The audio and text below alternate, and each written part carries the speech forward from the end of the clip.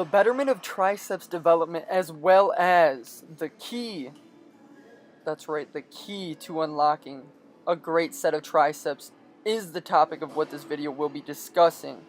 This triceps workout is directly following a chest workout that I have already uploaded to this channel.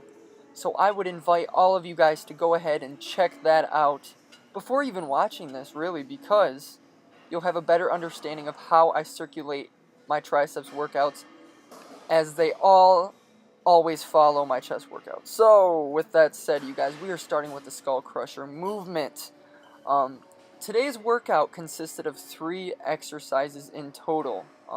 The triceps workout, 3 exercises in total, and they are 3 exercises that I find are very vital to get a great set of triceps. Of course, one of the keys to getting great tri development falls under volume.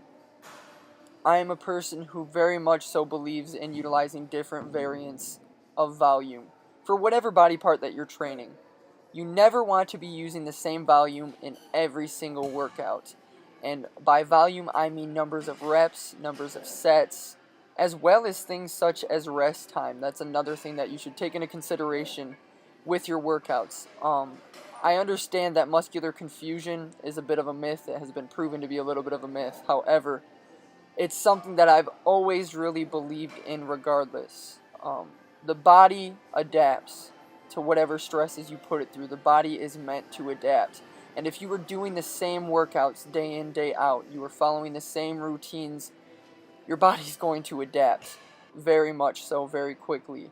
And so it is your job to really confuse the body, to throw as many different variants as possible, whether it's volume, rest time, sets, reps, as well as the type of exercise that you're utilizing. I don't always use these 3 exercises. I don't always start with the same thing. However, these 3 movements are very important to getting overall triceps development. So we started with the skull crusher. I believe I did 3 to 5 sets of 6 to 12 repetitions. And after that, we moved on to this French press with a dumbbell, where I again aim to get 6 to 12 repetitions. Now, today's training style called for me to have somewhat of a constant tension type of a mentality. On each exercise that I performed, I tried to keep the tension as constant as possible. Admittedly, I moved on to these cable extensions, and I was a little bit more strict with my form than I really should have been. I maxed this entire machine out. I was going very heavy. And you saw before previously, I went pretty heavy on skull crushers and the French press itself. So my form was not going to be 100. Now, the cable extension, again, is a great finisher, as well as a great pre-exhaust movement to put at the beginning of your triceps movement. I think I was again aiming for 6 to 12 reps and really focusing on the contraction of my triceps, the shortening of the muscle.